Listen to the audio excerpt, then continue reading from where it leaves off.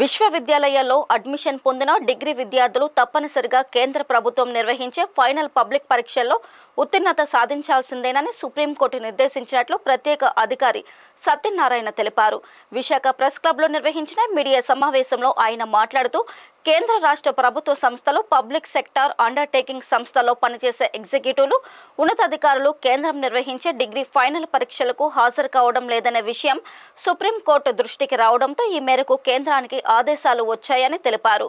ఇక యూజీసీ జారీ చేసిన డిగ్రీ సర్టిఫికేట్ మార్కుల జాబితా మాత్రమే అర్హతగా గుర్తింపబడతాయని వెల్లడించారు.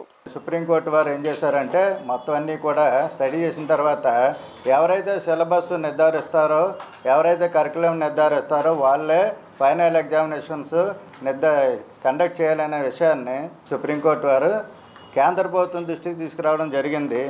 ఈ విషయంలోని కేంద్ర ప్రభుత్వంలో ఉన్నటువంటి మినిస్టర్ ఆఫ్ హెచ్ఆర్డీ వాళ్ళు కూడా ముందుకొచ్చి దీన్ని ఇంప్లిమెంట్ చేయడం జరిగిందండి. సమస్య ఏంటంటే మనం ఈ ఫైనల్ ఎగ్జామినేషన్స్ ఏవైతే ఫైనల్ కానీ లేకపోతే సెమిస్టర్ ఎగ్జామినేషన్ ఏవైతే ఉన్నాయో వాటిని కేంద్ర ప్రభుత్వంలో ఉన్నటువంటి యూజీసీ మరియు వారి అనుబంధ సంస్థలు మాత్రమే ఈ పరీక్షను నిర్వహించాలని డిసైడ్ చేయడం జరిగిందండి.